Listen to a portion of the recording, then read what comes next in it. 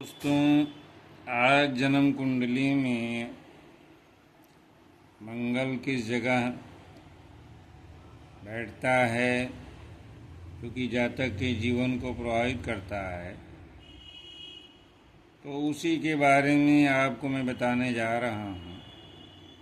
आइए देखते हैं कि कब कुंडली को मंगली कहते हैं कि मंगली कुंडली है, लड़का है लड़की। मंगला लड़का होगा तो मंगला है, लड़की तो मंगली कहलाती है। तो दोस्तों, जब जातक की जन्म पत्रिका की लग्न, चतुर्थ, सप्तम, अष्टम और द्वादश भाव में किसी भी भाव में मंगल होना, यानी लग्न में हो, चतुर्थ में हो, सप्तम, अष्टम और द्वादश भाव में अगर मंगल है तो जन्म पत्रिका को मांगलिक बना देता है। यानी ऐसे दोष से प्रभावित जो पुरुष जातक कुंडली है तो मंगला कहलाता है, और स्त्री जातक की कुंडली है तो मंगली कहलाती है। अब आइए दोस्तों देखते हैं, जो लोग साधारण लोग जिनको ज्योतिष का विशेष नॉलेज नहीं है, लेकिन मंगली है कि नहीं है कुंडली, इसके लिए ज़्यादातर परेशान रहते हैं। तो मतलब ये वीडियो उन्हीं के लिए है कि अपने से स्वयं देख लें और कि कुंडली हमारी किस तरह से है। इसमें बहुत घबराने की ज़रूरत नहीं है। तो देखते हैं दोस्तों, क्या है कि ये कुंडली अगर आप देखेंगे तो ये जो पहला यहाँ लग्न ने लिखा है, ये लग्न भाव होता है और यही प्रथम भाव है। ये दूसरा भाव है, तीसरा भाव, चौथा भाव, पांचवा भाव, छठवां भाव, ये सप्तम है, अष्टम, नवम, दसम, एकादश और द्वादश, यानी ये 12 भाव कुंडली में होते हैं। तो इसमें यही देखा जाता है कि लग्न में अगर यहाँ बैठ गया मंगल, आप देखेंगे कुंडली अगर यहाँ बैठा हुआ है, इसके बाद दूसरा तीसरा छोड़ के यहाँ मंगल बैठा हुआ है, और ये 7वां भाव है अगर यहाँ मंगल दिखता है, ये 8वां भाव है अगर यहाँ मंगल बैठा हुआ है, और ये 12वां भाव यानी द्वादश भाव संस्कृत भाषा में कहते हैं। तो अगर इन स्थानों मंगल है तो ऐसे दोष से ये कुंडली जो है पुरुष की है तो मंगला और स्त्री जातक मंगली कहलाती है। अब मंगली होने या मंगल होने से जातक के जीवन पर हर भाव में मंगल, अगर लग्न में मंगल बैठा है तो उसका कुछ प्रभाव होता है, चतुर्थ भाव में बैठा रहता है तो उसका दूसरा प्रभाव होता है, और सप्तम में बैठता है तो इस तरह से जो 3-4 भावों में बैठता है तो उसके सबके अलग अलग परिणाम होते हैं। इसका इस वीडियो में वर्णन नहीं है, बस आपको सामान्य व्यक्ति को ये जानने की ज़रूरत है कि मंगल प्रभाव से हमारे में है कि नहीं है, और उससे घबरा जाता आदमी। तो केवल मेरा ये आशय है कि आप जान लें कि मंगल दोष कब खत्म हो जाता है। इन दिखता तो है मंगल, लेकिन मंगल इन्हीं स्थानों बैठेगा तो पता चला मंगली है, लेकिन मंगल दोष का प्रभाव खत्म हो जाता है। कब कब हो जाता है? तो मंगल दोष का प्रभाव कब समाप्त हो जाता है दोस्तों? यदि पुरुष की जन्म पत्रिका मांगलिक हो। मांगलिक कब होगी? जब वही लग्न, चतुर्थ, सप्तम, अष्टम, द्वादश भाव में कहीं, यहाँ मैंने दिखाया है मंगल अगर यहाँ बैठा हुआ है तो मांगलिक है पुरुष की। और अगर स्त्री जातक की पत्रिका में उन्हीं भावों में, यानी 1, 4, 7, 8 और 12, यानी प्रथम भाव, चतुर्थ भाव, सप्तम भाव, अष्टम और द्वादश भाव में अगर सूर्य बैठा हो, शनि हो, और ये राहु, अगर ये पापग्रह कहलाते हैं, अगर यहाँ बैठे हुए हैं इन्हीं स्थानों में, तो जन्म पत्रिका मंगल दोष से मुक्त हो जाती है। यानी अगर इन्हीं स्थानों पे मंगल है लेकिन सूर्य शनि राहु कहीं मिल गए स्त्री जातक में, तो इसका मतलब मंगल दोष खत्म हो जाता है। दूसरा है दोस्तों उच्च का गुरु। अब उच्च का निम्न का ये सब ज्योतिष का विषय है।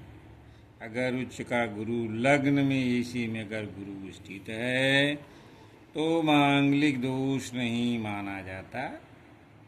ऐसे जातक का विवाह अमांगलिक जातक से किया जा सकता है।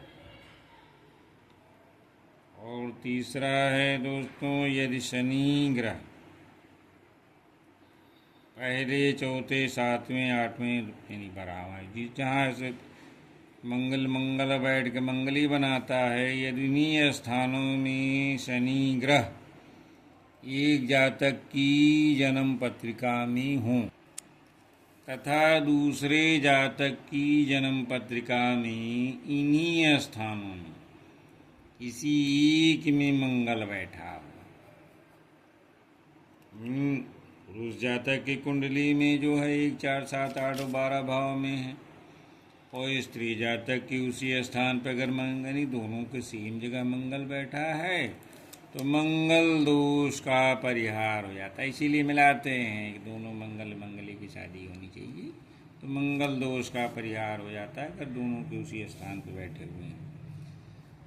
चौथा है दोस्तों कि यदि केंद्र यानी 1 4 7 10वां भाव केंद्रीय भाव कहलाता है। अब आइए देखते हैं केंद्रीय भाव कहाँ है लग्न कुंडली में।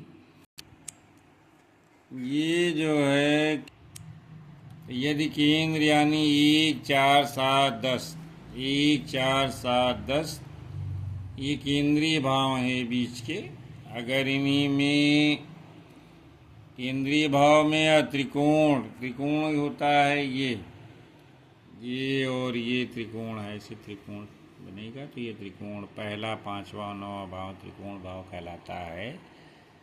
तो इसमें अशुभ ग्रह हों और 7वें भाव में सप्तमेश हो, सप्तमी से 7वां भाव का स्वामी सप्तमेश हो तो मंगल दोष नहीं रहता।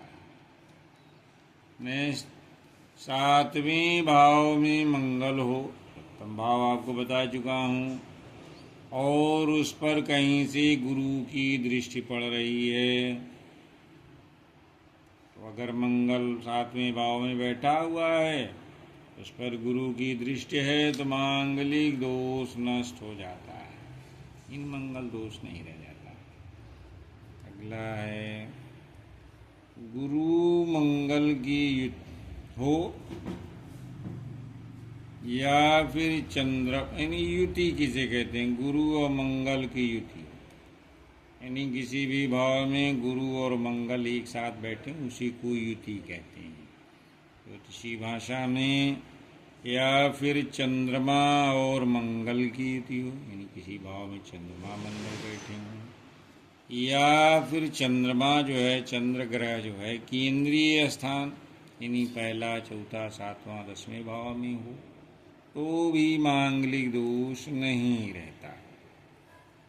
7वां है कि यदि पहले चौथे 7वें 8वें 12वें भावों में मंगल बैठा तो है लेकिन ये चर राशि में है, ये सब राशियां चर होती हैं, मेष है कर्क और मकर, यानी अगर ये राशि है तो भी मांगलिक दोष नहीं होता। यानी इन सब भावों में मेष अगर कर्क और मकर ये सब राशियां हैं, मेष राशि 1 को मेष राशि, 2 को वृष राशि, 3 को मिथुन, इस तरह से करते हैं। राशियों के बारे में 12 राशियां होती हैं, उनको तो चर राशियां कही गई, तो अगर ये है तो मांगलिक दोष नहीं होता।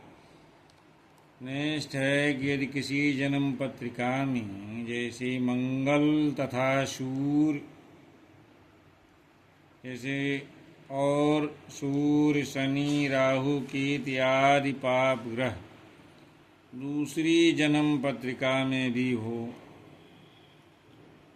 तो मंगल दोष नहीं रह जाता है, जातक का विवाह शुभ माना जाता है, यानी शुभ हो जाता है।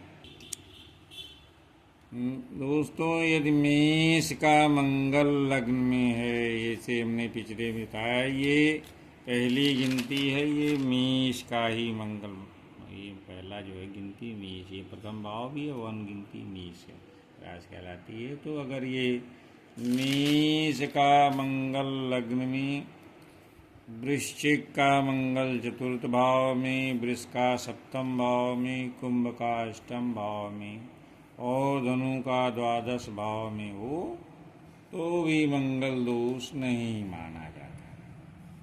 लास्ट है कि जिस भाव में मंगल बैठा हो, जन्म पत्रिका में यदि उस भाव का स्वामी, जहाँ मंगल बैठा हो जिस भाव में, और जन्म पत्रिका में यदि उस भाव का जो स्वामी होता है, भाव का स्वामी होता है, उसमें नंबर लिखे रहते हैं, उसी का स्वामी होता है, तो स्वामी ज्योतिषी जिसको बलवान हो, जहाँ मंगल बैठा हो उस भाव का स्वामी जो है वो बलवान हो, और उसी भाव में बैठे हो या उस पर उसकी दृष्टि पड़ रही है, ग्रहों की दृष्टियाँ भी होती हैं, पूर्ण दृष्टि, और इस तरह अगर उनकी दृष्टि पड़ रही है,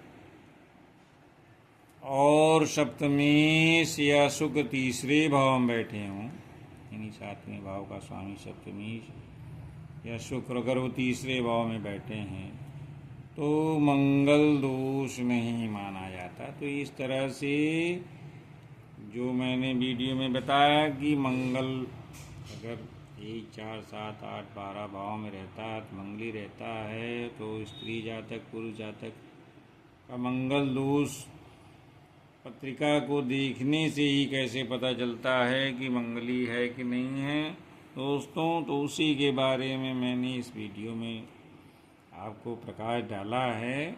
और मंगल जो है अपना जो है इन भावों में बैठ कर के अपना प्रभाव दिखाता है, लेकिन अगर मिलाप करके कुंडली से शादी की जाती है तो जो है दोष नहीं रहता, लेकिन हमेशा मिलाने की ज़रूरत नहीं रहती। इन स्थितियों में जो मैंने वीडियो में बताया, अगर ये दोनों कुंडली में देखने पर ऐसा लगता है तो मंगल दोष का स्वतः परिहार हो जाता है और उसमें शादी की जा सकती है।